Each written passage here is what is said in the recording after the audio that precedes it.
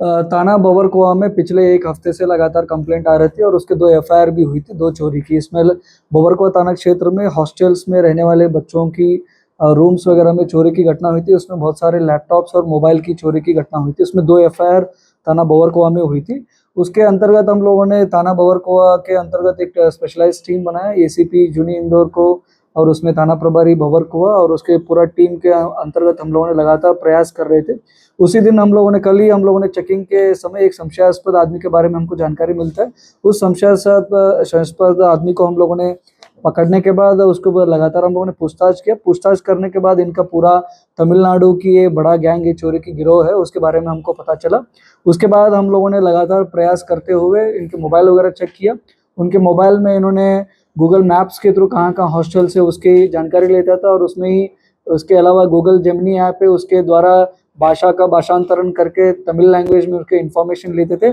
उसके बाद इन्हें आइडेंटिफाइड हॉस्टल से उसमें रेकी करके उसमें चोरी का ये लोग प्रयास करते थे और इसमें तो लगातार चोरी के प्रकरण इनके खिलाफ हम लोगों ने कायमी किए। बवरकुआ में 2 एफआईआर दर्ज हुई है। इसके साथ थाना विजयनगर में 1 एफआईआर हुई है और थाना बाणगंगा में 1 एफआईआर हुई है।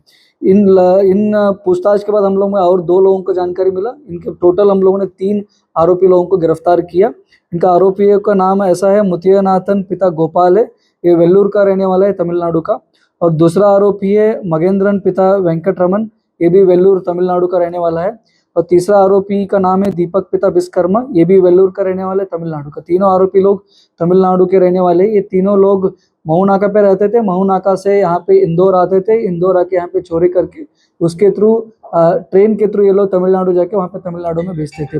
अभी दूसरे लोगों के बारे में भी हम लोगों ने पूछताछ कर रहे हैं और दूसरे लोग भी इसमें और आरोपी बनने की संभावना है। इन लोगों से, तीनों लोगों से हमने टोटल 11 लैपटॉप, इसके अलावा 18 मोबाइल फ़ोनों को हम लोगों ने रिकवरी किया। तो दोनों मिला के लगभग 25 लाख रुपए का हम लोगों ने मशरूका को अभी जब्त किया। सर, ये कब से इंदौर में रह रहे थे और क्या उनके अपराध करने की अभी इनिशियल इंक्वायरी में लगभग 1 हफ्ते से ये लोग इधर ही रह रहे हैं। महू नाका में ये लोग एक जगह पे रहते थे, उसका भी हम लोग तस्दीक कर रहे हैं।